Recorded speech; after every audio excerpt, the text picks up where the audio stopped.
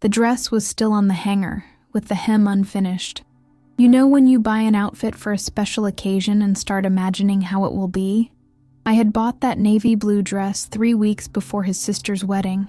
It was simple, elegant, one of those that doesn't call attention to itself, but makes you look beautiful.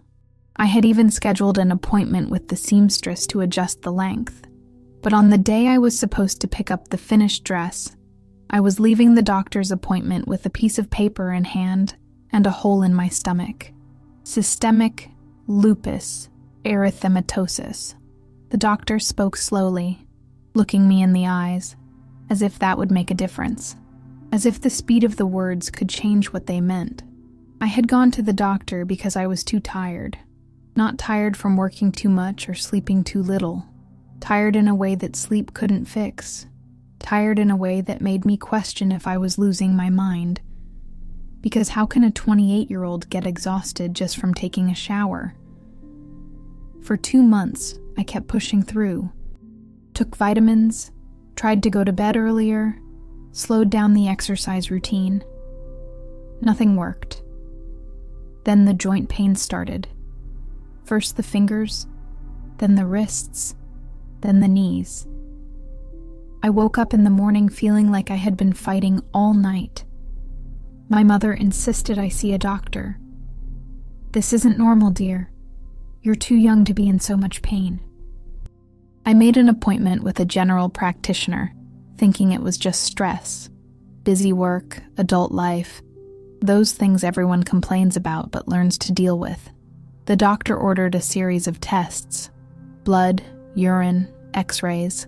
I thought everything would come back normal and he would prescribe a vitamin complex and tell me to take a vacation. 15 days later, he called me personally. "I need you to come in so we can discuss the results."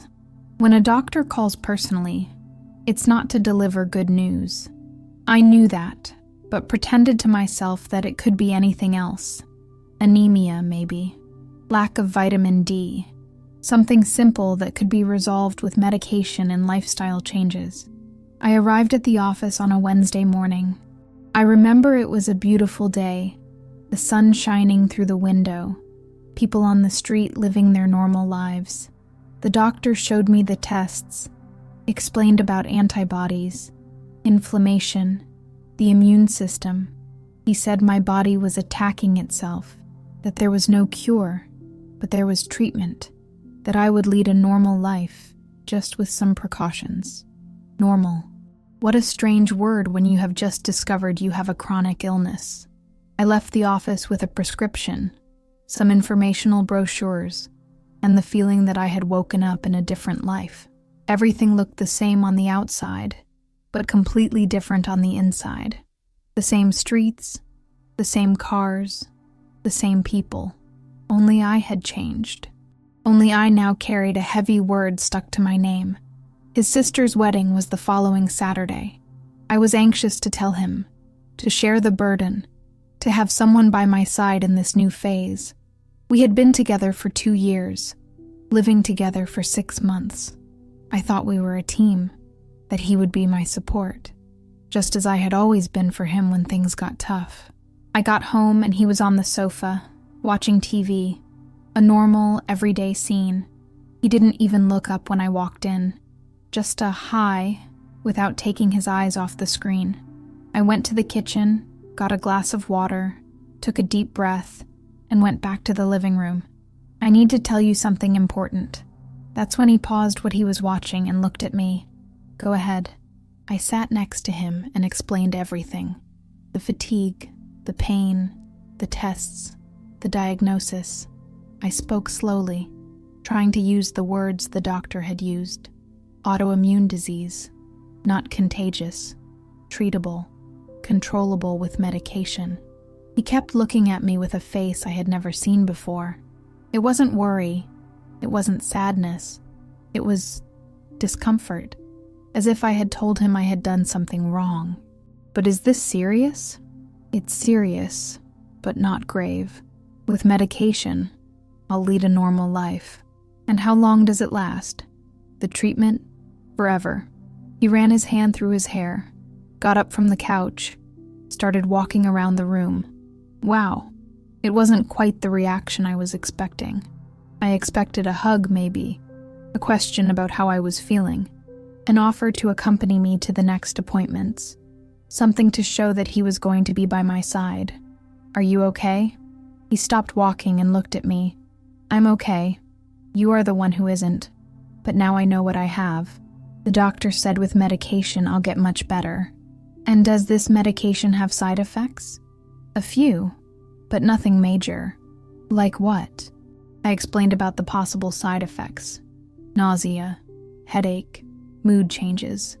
Things that could happen but didn't always happen. And even if they did, they were manageable. He sat down again, but far from me, on the other side of the couch, as if I could infect him. And now, what about our life? What do you mean? Like, will you get sick? Will you need to rest? Will you need special care? I explained that it wasn't like that I would have good days and bad days, just like anybody, that I just needed to take my medicine properly, have medical follow-ups, and avoid excessive stress. Nothing very different from taking care of one's health in general. But from the look on his face, I could see he didn't understand, or didn't want to understand. And my sister's wedding? What about your sister's wedding? Will you be able to go? I laughed. It wasn't a question I was expecting. Of course I'll be able to go, I'm not hospitalized. But what if you get sick there? If I get sick, we'll leave early. In front of my whole family? That's when I started to understand where the conversation was going. It wasn't concern for me. It was concern about what others would think. If necessary, yes. He stayed quiet for a few minutes. I could see the thoughts passing through his head. I saw that he was calculating risks, thinking about problems, imagining embarrassing situations. You know what? I think it's better if you don't go. What do you mean? To the wedding. I think it's better if you stay at home, take care of yourself, rest. I don't need to rest. I need to live. But you just found out you have a disease. Shouldn't you take it easy? The doctor didn't say to take it easy. He said to take medicine and live normally. But there will be a lot of people there. Loud music, food, drinks. What if that makes you feel worse? I looked at him and understood that it wasn't about my health. It was about him not wanting to deal with the possibility of me needing something in front of his family. It was about him not wanting to explain to anyone what was happening with me. Are you ashamed of me? That's not it. So what is it then? He sighed. That sigh of someone losing patience. It's complicated. My family will ask a lot of questions. They'll want to know if it's contagious, if it's serious, if you'll be okay. And I don't even know how to answer those questions. Then ask me. I'll explain. I don't want it to become a topic at the wedding. It won't become a topic if you don't let it. He shook his head, as if I were naive. You don't know my family. They'll be watching you the entire party, waiting for you to feel unwell. And what if I don't feel unwell? But what if you do? What if I twist my ankle? What if I get a headache? What if I get drunk? Anyone can feel unwell at a party. It's not the same thing. It is exactly the same thing. He got up again, went to the window, stayed there looking at the street. Look, I'll be honest with you. There's no way I'm taking you to the wedding like this. Like this. The word kept echoing in my head. Like this how? Sick? Problematic? Inconvenient? I smiled. I don't know why, but I smiled. Maybe because if I didn't smile, I would start crying. And then he would have another reason to think I'm problematic. On the outside, I must have seemed calm. On the inside, my whole body screamed. Screamed with anger, sadness, disappointment. Screamed because the person I loved was rejecting me at the moment I needed support the most. I understand. Don't be upset. It's just this time. When you're more stabilized, we'll go to other events together. Stabilized. As if I were a ship adrift. As if I had lost control of my own life. It's okay. I got up from the couch and went to the bedroom. I opened the closet and took out the navy blue dress. The dress I had bought full of expectation, imagining how beautiful the wedding would be, how we would dance together, how I would get to know his family better. I took the dress off the hanger and put it in a bag. I was going to return it to the store. It didn't make sense to keep a dress that I would never wear. When I went back to the living room, he was on the couch again, watching TV, as if nothing had happened, as if he hadn't just told me I was too inconvenient to appear in public with him. "Where are you going?" "Returning the dress." "You don't have to return it. Keep it for another occasion." Another occasion. When I was stabilized. When I was no longer a risk to his reputation. "I don't want to keep it." I left the house and went to the store. The saleswoman asked if there was any problem with the dress. I said I had changed my mind about the event. She refunded my money without asking any more questions. On the way home, sitting on the bus, I kept thinking about how strange it is to discover who the person you love really is. For 2 years, I thought I knew him. I thought he truly loved me, that we were partners with each other. But at the first moment of difficulty, the first real test, he failed. Not only did he fail, but he rejected me. He made me feel like I was a burden, as if having Lupus was a choice I had made to complicate his life. That night, lying in bed next to him, I realized something that took me a long time to put into words. When you get sick, you discover who really loves you. It's not about being present in the good moments. It's about not running away when things get tough.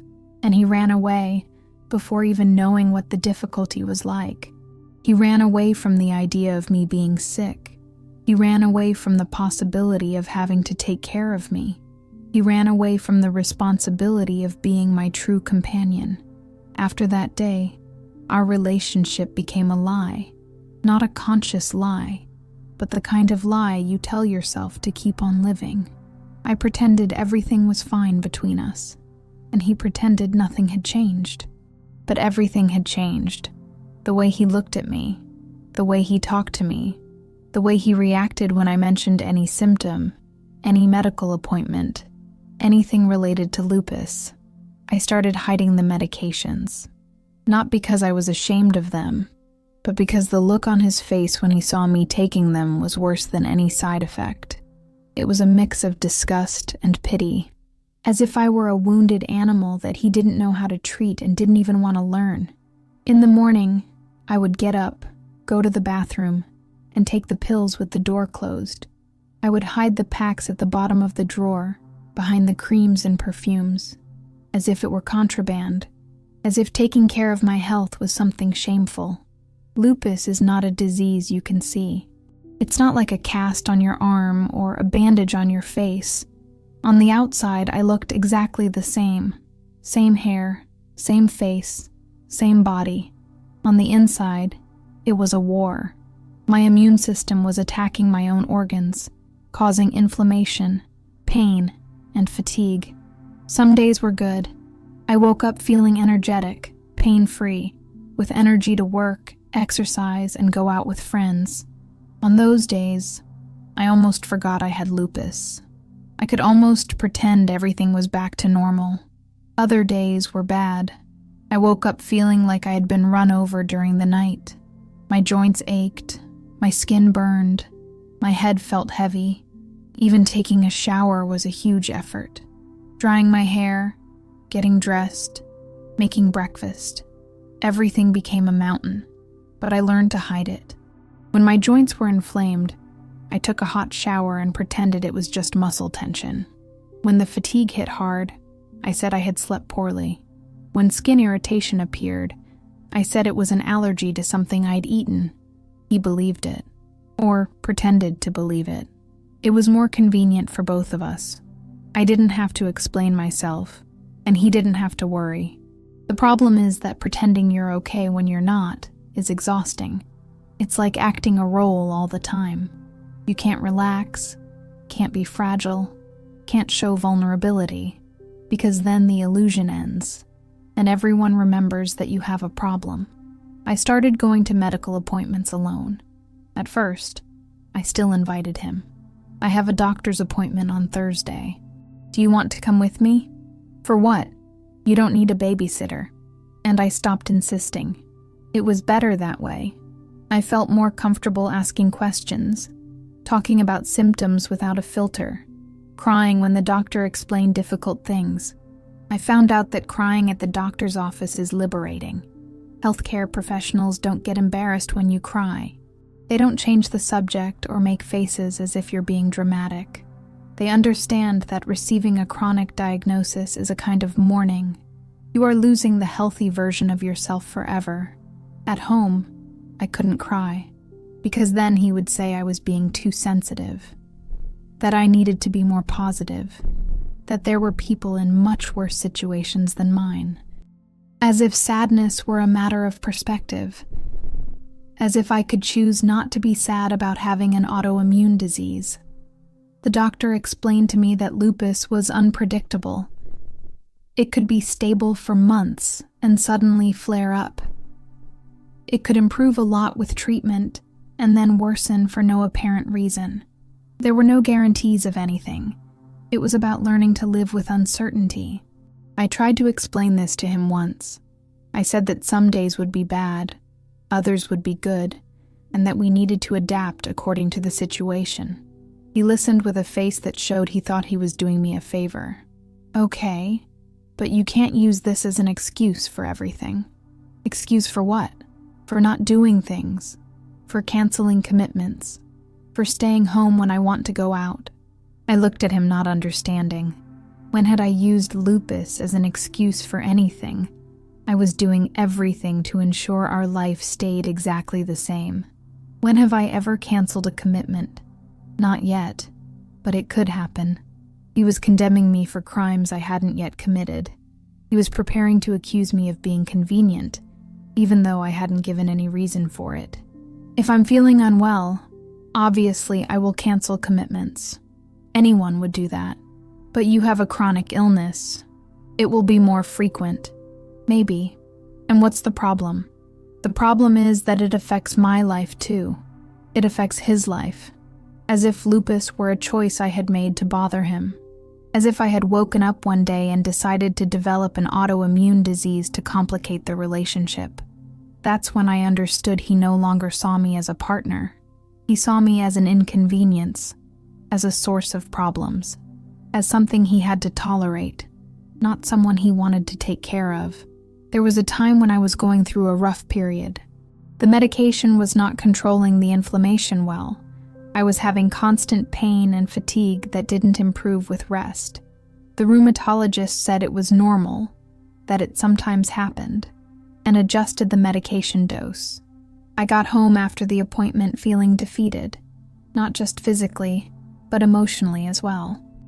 Because hearing that you will have periods like this for the rest of your life is not easy, no matter how many times the doctor explains that it's manageable. The word forever weighs heavily. He was in the kitchen when I came in. He didn't even look at me. How was the doctor's appointment? Complicated. I'll have to increase the medication. This rough period may last a few weeks. Then he stopped what he was doing and looked at me with an expression I will never forget. It was irritation mixed with despair. You can't stay like this forever. Like what? Sick, dependent, complaining. Each word was a stab. Sick I was, it wasn't a choice. Dependent I never was. I kept working, paying my bills, taking care of my life. Complaining I wasn't. I was just sharing how the doctor's visit went. Not a choice. But you can choose how you react. You can choose to be stronger. Be stronger.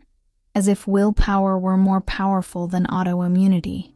As if I could meditate to make my antibodies stop attacking my own body. Do you think I choose to feel pain? No. But you choose to keep lamenting because of it. I was silent, because I didn't know what to say anymore. I didn't know how to explain to someone who supposedly loved me that I wasn't complaining.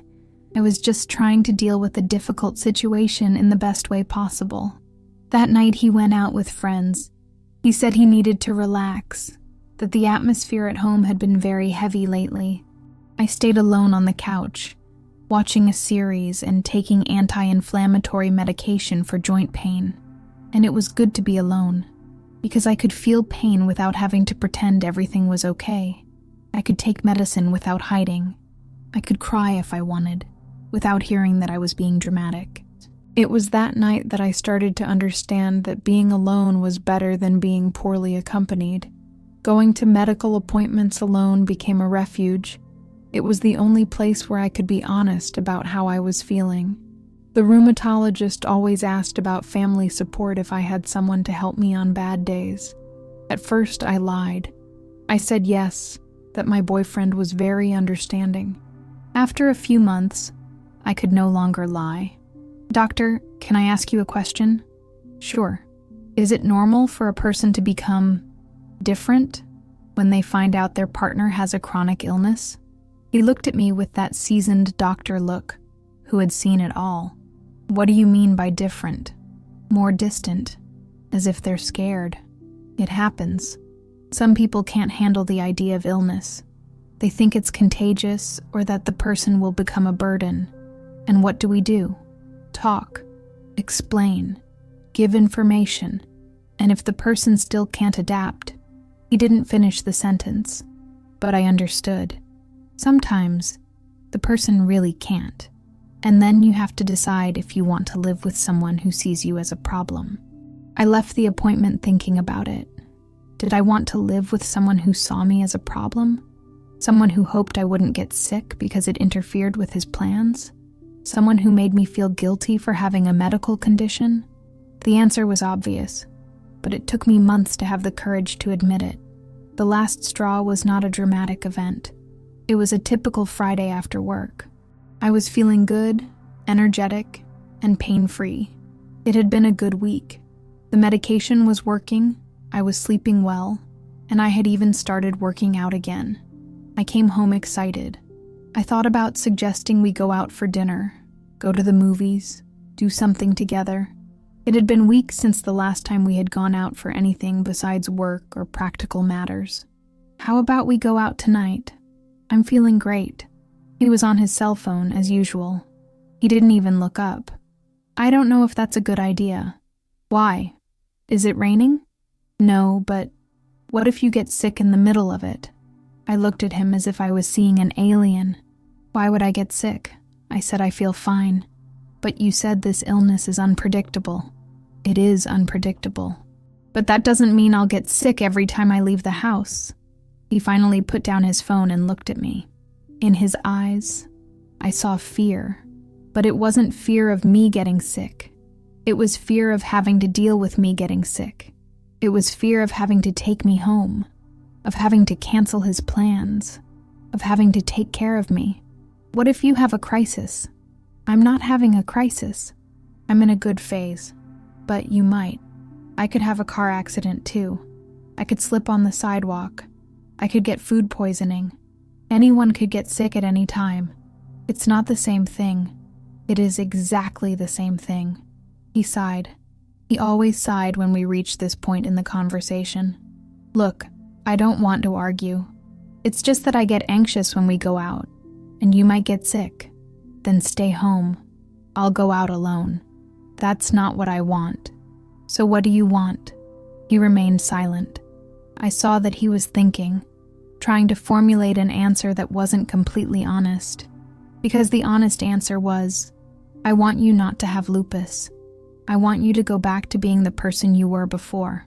I want you not to be a problem for me anymore. I want you to understand that this is difficult for me too." "What is difficult?" "Having a sick girlfriend." There you go. He had said it. Having a sick girlfriend was difficult for him. Not taking care of a sick girlfriend. Not supporting a sick girlfriend. Just having a sick girlfriend was already too much of a burden. "I didn't ask to have lupus." "I know, but now we have to deal with it." "We? The one dealing with it is me. You are just complaining." "I'm not complaining. I'm being realistic." "Realistic about what?" "About the fact that our life has changed, that we can't do things the way we used to." "What things?" What has changed in our life besides your attitude?" He went silent again, because he had no answer. Nothing had changed in our routine. I was still working, taking care of the house, paying the bills. The only difference was that now I took medicine every day and went to the doctor once a month. It's just that I get worried. Worried about me or about you? What do you mean? Do you get worried that I'll get sick and need help? Or do you get worried that I'll get sick and that will be a problem for you? His face gave everything away. It was the second option. He wasn't worried about me. He was worried about the inconvenience I might cause in his life. Both things. Lie. It was just one thing, and we both knew it. You know what I realized? What? You never asked me if I was scared.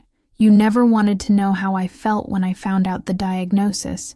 You never offered to go to a doctor's appointment with me. You only care about how this affects you. That's not true. It is. When was the last time you asked how I was feeling? Really asked. Not just a, "How's it going?" while passing through the room. He thought about it. I saw that he was thinking and couldn't remember, because he never asked. He never showed interest. He just wanted me to handle everything alone and not interfere with his life. I do ask. No, you don't. Because you're afraid of the answer. Afraid that I'll say that I'm not okay. Then you'd have to do something about it. What do you want me to do? I'm not a doctor. I want you to be my boyfriend, to care about me, to learn about what I have so you can help me when I need it. But that's a lot of weight. And there it was. The plain and simple truth. I was a burden to him.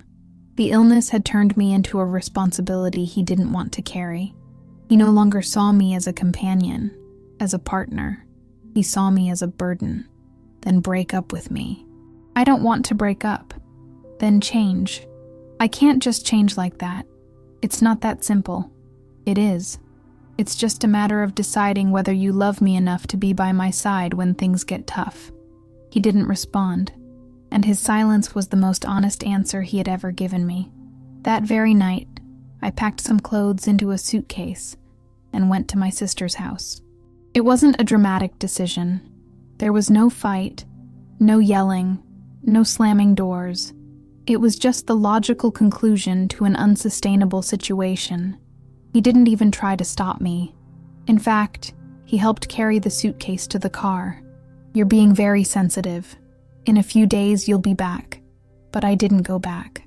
Because for the first time in months, I managed to sleep through the night without worrying if I would bother anyone the next day. Without having to hide medication, without having to pretend that I was fine when I wasn't, without having to apologize for having an illness. I lived with my sister for 3 months. Enough time to understand that having lupus wasn't the end of my romantic, social, or professional life. It was just a medical condition that I needed to manage, like diabetics manage diabetes, or hypertensive people manage high blood pressure. My sister accompanied me to a doctor's appointment. She was fascinated by the doctor's explanations, asked a ton of questions, and requested material to read at home. In 1 hour, she learned more about lupus than he had in 2 years. Wow, it's not that complicated. It's just taking medication and follow-ups. Exactly. It wasn't complicated. The complication was in his head, not my illness. I started going out again, alone, with friends, with my sister. I went to restaurants, movies, concerts, trips. Not once did I feel unwell. And even if I did, I knew that the people around me would help without creating a fuss. I met other people with lupus at a doctor's appointment. I discovered that there was a support group that met once a month. I went to a meeting and heard stories similar to mine. Partners who couldn't handle the illness. Family members who made the person feel guilty for being sick. Friends who disappeared when they found out about the diagnosis. But I also heard beautiful stories. Husbands who became lupus experts overnight. Girlfriends who never missed a doctor's appointment. Children who learned to recognize the symptoms to help their mother. Friends who became an unconditional support network. The difference was not in the illness, it was in the people.